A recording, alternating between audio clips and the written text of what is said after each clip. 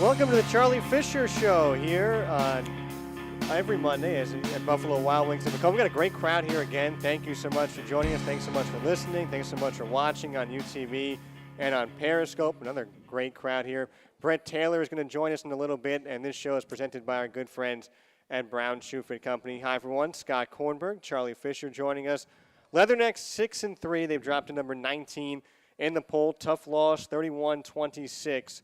Illinois State coming into Macomb and just edging out Western Illinois this past Saturday. Coach, a question Dr. Tom Cody asked during our radio broadcast to you I thought was interesting.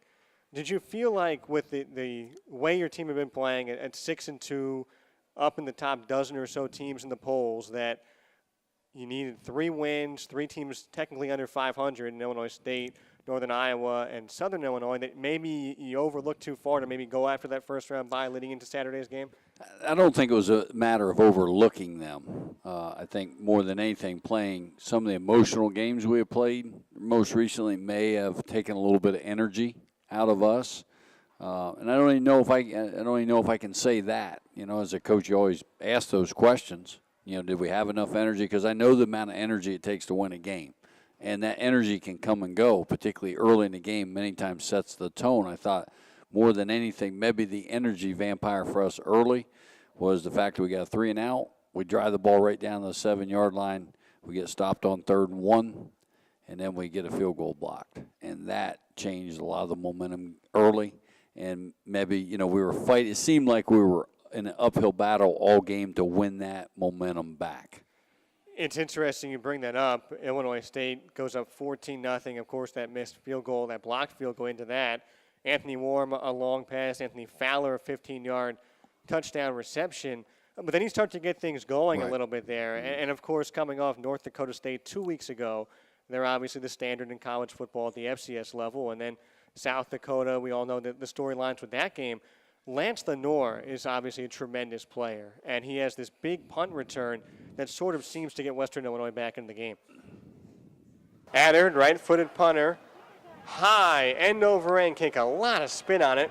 Lenoir fields to the 46 numbers of his own side of the field, makes one man miss, sprints to the middle of the field, now outside the right hash is Illinois State territory, 30, 20, sideline 10, at the 5, sprints in for the touchdown! Lance Lenoir, 54-yard punt return, made one man miss at the catch and then went untouched the rest of the way. Western Illinois has made it a one-score game, 14-9 Illinois State, 8:37 to go, second quarter. So you mentioned the energy maybe a little bit low at that point. How much did Lance, that punt return, which was really a spectacular return, making one guy miss almost immediately and then going untouched, some great blocking there. How much did that help you guys out? Got us right back in it. You could just tell on the sideline. It just you got to have a play like that when you're fighting hard to get back in. Somebody's got to change the tide, and that group did. Some tremendous blocking there. Obviously, you know, a great individual effort by Lance to make the first 2 guys miss. Josh Smith won the Big Stick Award with a great hit to kind of get him to the side. Carrera, Javon Williams, Stacy Smith, guys just hustling down the sideline to make a block, and Lance did the rest. I noticed that on that return, he catches it on the left hashes, going left to right. So immediately after breaking that first tackle, he runs right. How, are you seeing something in the punt coverage of Illinois State that maybe sets up a return right? Is that just a play? Is that something you guys saw? Well, generally when you set your wall, it's going to set opposite of the hash mark he's catching on. That's where you want to try to get it to. And we had that wall set up and did a very nice job in our execution. You know, generally with a punt return touchdown, you got to make 1 or 2 guys. The returner has to make at least 1, maybe 2 guys miss. Then you got to get the wall. You saw Javon and Stacy, Eric, all those guys kind of peel back after they rushed the punt. They peeled back. They got the wall formed, and Lance was able to get to the wall. Most times what happens is if the net is correct, you can't get to the wall. If he gets to the wall, you got problems, and he did. 54 yards to pay dirt for Lance. Illinois State able to respond just a couple minutes later. Again, Anthony Warren, a long touchdown reception. And then at the end of the first half, we've talked about these drives all season long, and Sean McGuire leading another one with limited time on the clock. You get the ball back with 1:40 to go on the clock, and McGuire leads you guys all the way down the field. 75 yards in 5 plays, capped by this Jamie Gilmore 13-yard touchdown. 2nd and 10 from the 13. McGuire out pattern left, caught by Gilmore. He walks into the end zone for a touchdown. Illinois State brought a heavy blitz. McGuire on 2nd down and 10 just looked for Gilmore on the left sideline out of the backfield. A perfect throw, a perfect catch, and a stroll into the end zone. 21-16 Illinois State. 9 seconds to go in the first half. Can you take us through this drive? And obviously even that last play, a heavy blitz from Illinois State, but that also proved to be key, getting you back into the game for that second half. Well, a couple things in play there. Obviously, I always want to save one timeout for the drive. You'd rather have two. We had to burn one early. So I had two in the hip pocket. I knew if we could get a stop, I could bang a timeout. It's easier to stop the clock on offense than it is defense. So obviously you want to use your time out there to preserve as much time as possible so we get it back with 1:40. All right, and a timeout in our hip pocket, 75 yards to go. That almost seems easy for us considering the way we practice, and Brett can attest to this, with a whole lot less time and usually with just one timeout. So we're comfortable in that. We practice it at least 2 times a week. In camp, we go virtually all the time doing that. So it's nothing new for our guys. They're comfortable in that situation. And, we keep our 2-minute pretty simple. It's all hash mark based. And, the guys know what to get into, and we execute the clock situation perfectly. I think probably, correct me if I'm wrong, Scott, you're calling the games, but I think it's probably the 4th time that we've gone down the field in a 2-minute situation and converted points, particularly at the end of the half with minimal time left. So, it's a credit to our players, our staff, just the execution, the practice time that you got to put in to make it happen. You could see that. And also an interesting part of that touchdown to Gilmore, we've talked about him being a really good receiving running back, also really good picking up blocks. It looked like on that play, when you look back at it, he had a chance to block, then realized maybe I should slip out to the left sideline here, and he was wide open. Can you take us through what he was doing, what was going on in his mind to know to slip out there and for Sean to hit him? Well, easily. It was what it was. We had this is something we do a lot. We got a single back in the backfield, but it's 5 free out. So it's like no backs with a back there. So they don't really know if he's going to protect or not. In this case, he was free released. They come with a weak safety blitz. So somebody's got to peel. Somebody's got to pick him up. They didn't do that. So Sean's got an automatic hot read right there. So he just flashed his eyes. Staple play for us, Pale Z scrape, as good as it gets. I love it. I love 2-minute. I love scoring touchdowns in a red zone. And, ironically, Illinois State has been a very, very good red zone defensive football team. And, we did an incredible job against them. They play tight coverage. They're good down there. We hit 2 wheel routes on them. And quite honestly, we had 2 others that we had guys wide open. We didn't connect. We had the wheel route on going the other way wide open. He threw it behind Jamie. So we tested them. We gave them everything we got in the red zone. That's good stuff I've done for years. Illinois State is 9th in the nation in red zone defense, so they're very, very good. And you mentioned that press coverage. 2 really good experienced corners that played a role, Jershane Glass and Devontae Harris on Saturday. You mentioned that other wheel route that you hit. It's the 3rd quarter now. Check that, the 4th quarter. Down 31 at the time to 19. And Stacey Smith comes out, hits a wheel pattern, and this gets you closer. 5 yards to go, moving left to right on the Redbirds' 16-yard line. Diamond set a receiver to each side. McGuire under center. Deep back is Moore. Play action. McGuire rolling right. Tossing deep right for the end zone. Sliding grab. Stacey Smith. Touchdown, Leathernecks. Sean McGuire finds Smith from 16 yards away. And the 12-point lead is cut in half. 31-25. 7:38 to go. So press coverage. 2 wheel routes for touchdowns in the red zone. What is it about that pattern and you felt they would make it successful against that defense? Well, it's all about matchup, and they're either going to be in man or they're going to be in quarters, which puts their backer. And either way, you're looking at a man matchup. To me, in the red zone, it's all about matchups. It's trying to get the right guy on the right guy. It's just the staple of the NFL. With us being a pro-style offense, that's all we're looking to do. Our defense sees us run wheel routes all the time. We try to match the linebacker up.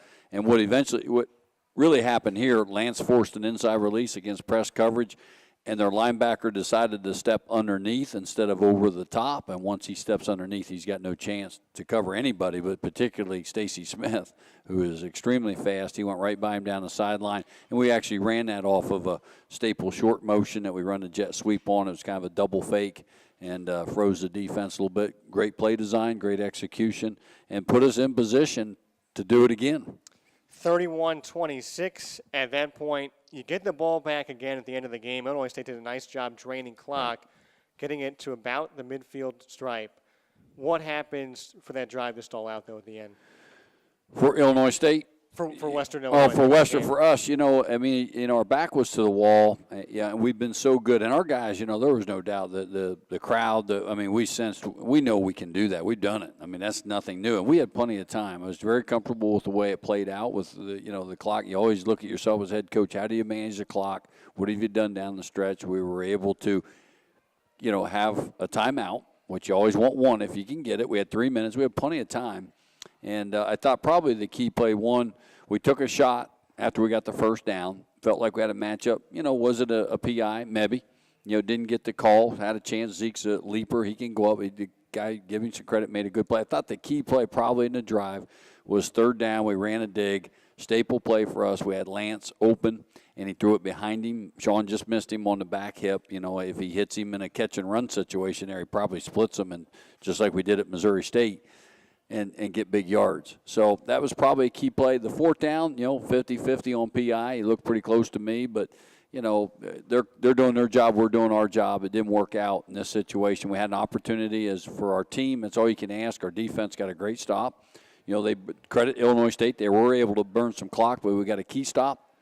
They missed a field goal, and we had plenty of time. So, we've been in that situation before, Scott. That wasn't the issue. We were comfortable with where we were. Nearly every game, and like we talked about, so many even end of the first halves this season.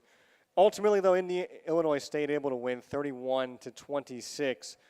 You move past this one, 6-3. We've got a really good Northern Iowa team coming in.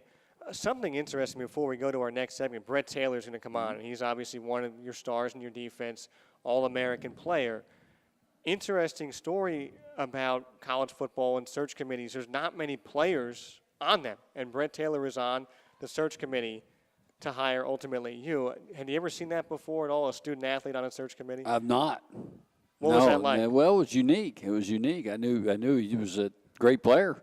I was hoping he was going to see things my way at the end of the day because I knew he was carrying a lot of weight on that committee. But, Brett and I, I felt like we had a great connection when I came in and sat down and talked with him and just about my vision, what we want to do, how we want to do it. And the thing that was interesting and attractive about this job is there was a base and a foundation of a lot of good players. And they stayed the course to help turn this thing around. So that they were hungry to keep going. And that, obviously, in the tradition of the program, I felt like were two things that you got to have in place. It wasn't like I was walking into a program that hadn't started to turn the corner. And I think that's a big plus and a credit to Coach Nielsen and what he did. My job was to build on that, to take these players to recruit a class in a short period of time to help us win. But it takes leaders. It takes guys like Brett Taylor, Sean McGuire, Joe Borsellino, Lance Lenore, guys that buy in, that are older players, and just say, hey, Coach, we're with you. Let's go. Worked out so far. We're going to get Brett's side on that, too, in a little bit. This is the Charlie Fisher Show. By the way, shout out to the Western Illinois softball team. They're right next door celebrating a Leatherneck Cup victory, so they're right next door to them. Also, if you've got any questions for Coach Fisher, for Brett, at WIU Football, Leatherneck Football on Facebook, at Scott Kornberg, we could ask him on your behalf. Thanks so much for listening. We'll be right back after this. This is the Charlie Fisher Show presented by the Brown Shoe Company.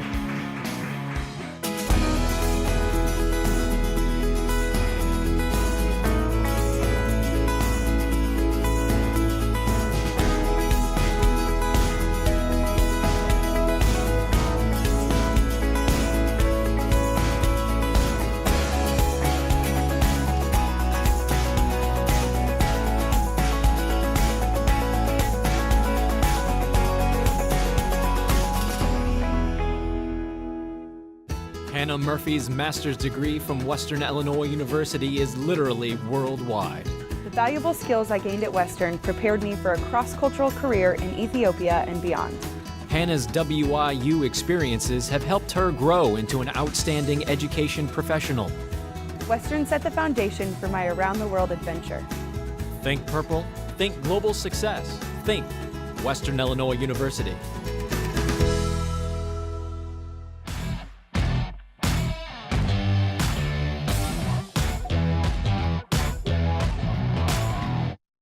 Welcome back to the Charlie Fisher Show, presented by the Brown Shoe Fit Company. We're here at Buffalo Wild Wings in Macomb every Monday, 6 to 6:30. A great crowd again. Part of the reason is this guy right here, Brett Taylor, nation's leader in tackles, preseason All-American.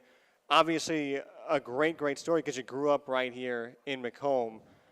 We asked Charlie Fisher what it was like to go through the search from his end and how rare it was to see a student athlete on a search committee. When the administration with the athletic department approached you about, hey, do you want to be on the search committee for a new head coach? What was your reaction to that? I was a little shocked at first. I've never really heard of a student athlete being on the search committee, but Matt Tanney called me, and I had the opportunity. I'm so thankful for that. Thanks again. He's over there, and it was an honor. So what do you, as a player, as someone who's played for Coach Nielsen, recruited by other coaches as well, not just at Western Illinois, but Eastern Michigan, of course, offered you Missouri State, I think was high on your list as well. What went into some of the checklists for what you wanted to see in a new coach? A lot of enthusiasm, energy, and just a guy that has a goal and knows where he wants to go. And I thought Coach Fisher had that right away. He had an ugly tie on. It was red. But other than that, I liked him a lot. Tie choices has improved. We saw a good one when he came up here in the past few weeks. When you met Coach Fisher for the first time, and he's still in this process, and what was that dialogue like? Well, the first time I actually ever met him, he had a surprise visit in the weight room, so I got to see him outside of the interviewing process, which was really cool. And we just talked for a few minutes in there, and then in the interviewing process, he killed that. And we talked a couple other throughout the time he was here on his visit, and I just loved everything he was talking about, his energy, his plan, what he wanted to do with the program, and more than he didn't want to rebuild, he just wanted to refire it. You know what I mean? Just keep it going, but make it better. It's worked out so far. Brett Taylor is joining us, Western Illinois' middle linebacker. When you were in fourth grade, you wrote a letter or a note to your guidance counselor, and you said, I wanted to be a football player for Western Illinois. Is this, when you're going up through high school, how much do you think about that in your football playing days, about your ultimate goal of playing here at college in Macomb? I was thinking about it a lot. I honestly forgot I wrote the note until looking back on it until I got it senior year when the counselor gave it to us. But I had a little bit of slip where I thought I was going to be a college baseball player for a little bit, but then stuff turns out, and then football took my heart, and then I'm happy to be at Western. My family can come to every game and support me, and I'm just thankful to be a Leatherneck football player. What's changed from Brett Taylor as a freshman here at Western Illinois to Brett Taylor now as a junior? I got huger. No, I don't think much has really changed. I got a different role in the team, but I like to think that I'm the same person that I came in as. Just got smarter, more educated with college and stuff. Learned a lot more about football. Got a lot more close friends. Got 100 best friends now on the football team, which is nice. And just I really love that part of college is growing a group. I'm close to my family, obviously, but everyone else comes from away from their family and just grow up together. You know what I mean? You mentioned one thing interesting. You got smarter. And I think that's interesting because when you got here, you played with three really good linebackers, J.J. Raffleson, who was ahead of you, Luke Vanagoni, and Kevin Kinsel. When J.J. goes down with a variety of injuries and you're required to step in, how did those three players, two of them who were playing alongside you and one of them who was sort of tutoring you, help you become the player you are now? They helped me out a lot. They helped me out in practice, just watching over stuff. They helped me out in film. I'd go to their houses just on some weeknights and just watch film with them, and then just in the meeting rooms, they helped me out on what to look for, and then even at practice, just with footwork or whatever done. They did a great job in helping me out. What do you look for in film? In film, I can't reveal all my secrets, but just the tendencies of the offensive linemen or just overall tendencies of the offense, what you can expect in certain packages and personnels, and just some tendencies like that. Brett Taylor is joining us right now. Your upcoming opponent, Northern Iowa, is really interesting. They played 3 quarterbacks this year. They have 4 running backs. They've got about 10 different guys with a catch. No one with too many except for Darius Fountain, their leading wide receiver. But either way, they could throw a lot of different parts at you is the point. How is studying for Northern Iowa different than studying for, say, Illinois State when you knew you were going to see Jamal Towns? You knew if James Robinson was healthy, you would see him. He wasn't. So you saw DeMarco Corbin, Hassan Muhammad Rogers a little bit, and just one quarterback in Jake Colby. What's different studying for Illinois State versus what you're going to be doing this week for Northern Iowa? We got to study a lot more and just focus on the whole game plan and what they're trying to do on the offense as a whole, and not just like focusing on one player. We have to know what certain players can do certain things, but just have to really lock in on the tendencies of the offense, what the offensive line, what they're going to do in certain packages, and just whoever's playing quarterback or whoever's playing on their team, we just got to score more points than them and help them prevent points. So. Now we'll get you that 7th win. As a guy who's now an upperclassman, you said those 3 players, JJ, Kevin, Luke, really helped you out. It's interesting how things can kind of turn full circle. For you, you're playing alongside, for the most part, 2 younger players, Quinton Moon on one side, Adam Broad on the other. What have you kind of taught those guys? I mean, Quinton's having a tremendous year. He's pretty much routinely picking up double-digit tackles. He's in the top 10 in the conference in tackles. What have you told those 2 guys about playing the linebacker position? Whatever they have questions with, they can just ask me right away. We got great coaches that help us, like coach us up. They coach us up hard every single day, and I love it. But those guys are great. They work extremely, extremely hard. Their work ethic's top notch, and I really just help guide them. I mean, whatever they need help with, I'll just help them. Brett Taylor joining us right now. Brett, last question for you. I think this also a unique year because as an upperclassman, you see the whole defensive line in front of you graduate, and a couple really, really good defensive tackles who I'm sure help out the middle linebacker, Gavin Ricketts and Chris Harley. They move on. You've been shuffling guys in and out on the defensive line this year, a lot of younger players, and they show these great flashes. As a middle linebacker, when you've had an experienced defensive line in the past to what you have now with some inexperience but a lot of ability, and when we see Colin Saunders every week seem to just wreak havoc on the defensive line, what changes from that middle linebacker's role when you don't have that kind of experience ahead of you, where maybe you have a guy like Chris Harley who will command a double team almost every single play? I think our D-line's great this year. They were great last year too, but those guys were working hard all offseason. They knew they were going to be doubted by a lot of other people, but internally as a team, we knew our D-line was going to be good this year again as well, and they go out every week and prove they're a good team. I mean, good D-line. Run defense has been exceptional this season, and the pass defense is getting there as well. Brett Taylor, ladies and gentlemen, you've got a ton of family here. Go enjoy them and need some B-dubs. Thank you so much for joining us. We'll be back after this Charlie Fisher Show, presented by the Brown Shoe Fit Company. Carissa Kuchis loves Western Illinois University. Western lets you be who you want to be. The opportunities are unlimited, and people here really care. Carissa has definitely made the most of her time at Western. Advertising executive, life coach, talk show host. I'll do it all because I'm a success story. I am a Leatherneck. Think purple, think success. Think Western Illinois University.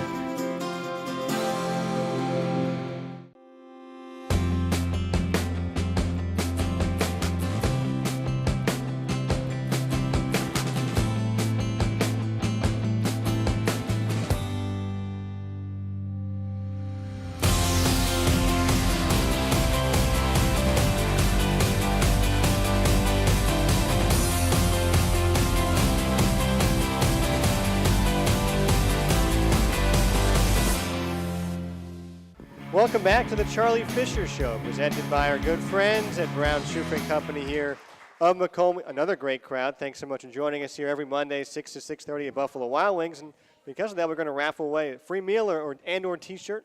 Yeah, we got a couple meals here. A couple meals. Absolutely. All right, Coach Fisher, take the Love honors. giving away free meals. Mike Taylor. Huh? How about that? That's Special kind of that's day. karma right there. It's a Taylor kind of day. Yeah, it is. And one more. One more. Who we got here? Nice. Sue Holsworth. I can't. Geez. Hey, you're winning. Thank you so much for coming, everybody. We appreciate it. Thanks so much for listening and watching. We got a couple questions into the show for you, Coach Fisher. One of them is sort of baseball related. Of course, the Cubs winning the World Series, and Joe Maddon's got his T-shirt slogans, try not to suck and do simple better, be present, not perfect. Someone asked, do you have any of those? And I think I know the answer to this. You create a whole sheet every single week, a motivational sheet with a slogan. Can you take our audience through what goes into it, why you choose certain things, maybe how it relates to your players and other coaches, and kind of what goes into it, even this week with Northern Iowa coming up. Yeah, that's something that I do. I don't do the graphics, but it's something that I put a lot of thought into, just a weekly theme. Number of coaches have done that. We also do a T-shirt, trust, loyalty, and respect, 3 pillars of what we're building the program on. And then weekly, for example, why not us was a big slogan for us against Northern Illinois. There's no reason why we couldn't go there and win. So that was Road Dogs at South Dakota, with the Rocky Head on the interstate. We're back on the road. We've now won 4 games on the road. So, that was big for us. This week, will be another theme that I'm working on that'll come out tomorrow. But at the end of the day, it's going to have, you're going to talk about our team and our finish and our focus, things like that, because that's where we are in this season. Right now we got 2 games left in a regular season. That really is all in front of us. It's up to us to determine what happens. 2 games to go, Northern Iowa at Southern Illinois, Saturday at 1 o'clock. You talked about something really, you seem very passionate about it a few weeks ago when Western Illinois wore pink. Obviously, right. October was Breast Cancer Awareness Month. What did you guys do today at McDonough District Hospital to kind of wrap that full circle? Well, we went out to the Women's Center, MDH, and Brett Taylor went with us, as did Colin Saunders. Had 2 guys on the team went with us. My wife Julie went, and Kyle was there. So we went out and had an opportunity to visit with them, to give them the pink wristbands, also give them a helmet with a pink W on it, just a show of support. The wristbands are for the ladies that may be recovering from cancer, facing some type of chemotherapy, whatever it might be, and just a sign of our respect and encouragement to them that when they're going through this, they can put this wristband on, and every time they look at it, they know that Western Illinois athletics, Western Illinois football is behind them. We need to bring awareness to this cause, and we need to find a cure. Every month really is Breast Cancer Awareness Month when you think about it. Saturday is also Military Appreciation Night, or Day, right. Senior Day. So 2 big things right there, and you guys are doing something special with how you're dressing again on Saturday. Yeah, we'll do a couple things. One thing we're looking at is with the helmet, putting the number on one side in place of the W, the number of each player, and that to have the American flag striped through the number. The players really like that idea. I'm big on honoring our military, as is our school, and certainly we want to do that the right way. So that's going to be a big part of what we do. And with the Leatherneck name, the tradition, we need to do a great job of that. And I had a chance to visit with the ROTC guys last week, and they're all totally on board with some things we may do as a staff just to honor them, just depending on wearing fatigue pants, to honor them. I got great respect for our military, and certainly what our ROTC program does here at Western Illinois. Last question for you, to take it away from Western for a moment, and stick with your passions. Buffalo Bills, Seattle Seahawks night. You have been a lifelong Bills fan. Yeah, can we say that? Can we? You can say that. We can say that. Yeah. It's been a long time. It's been a long time since they've been in playoffs. Well, I tell you what, I'm just hoping if the Giants can win the World Series, the Bills can win the Super Bowl, right? If the Cubs can win the World Series, Cubs, yeah. And by the way, absolutely, I know there's Cub fans here, but Joe Madden, by the way, is a Pennsylvania guy. He's a coal cracker from Hazleton. He's not far from where I grew up. So, I feel like there's some karma there. A Pennsylvania guy came to Chicago, got the Cubs a World Series, right? Absolutely. Scooter, you'd agree with that, right? Yeah. Joe Madden, when he was with Tampa Bay, instead of Hazleton, Pennsylvania is right in the middle of the state, instead of streaming Pirates or Phillies games, they would stream Tampa Bay Rays games in Hazleton for him. Right. And his family works in plumbing, and Joe Madden has worked in a number of different pipes in the city. So there you go. Right, there it is. So we'll see if the Bills can get you a win today. I hope so. It's not going to be easy with the 12th man. It's going to be tough, but, they're in position, and, they're like a lot of teams. They're right there, and it depends how you finish and find a way to win close games. Western Illinois is 6-3 on the season, ranked number 19 in the nation. Take on Northern Iowa at 1 o'clock on Saturday. Hope to see you guys all there. Senior Day, Military Appreciation Day. Should be a lot of fun. If you can't make it, listen in on the Leatherneck Sports Network starting at 12:30, or you can watch it on ESPN3. And it's a really, really good Northern Iowa team coming in. Should be a great challenge and final regular season home game of the season, hoping for one in the postseason. Coach Fisher, thanks so much for coming out. Always a pleasure. Thanks for everybody for coming out. It's always a lot of fun. Thanks to the WIU softball team as well. We've got a great contingent right outside there. Thanks for watching on Periscope or UTV and listening as well. This has been the Charlie Fisher Show presented by the Brown Shoe Fit Company. For Charlie Fisher, I'm Scott Kornberg. Good night, everybody.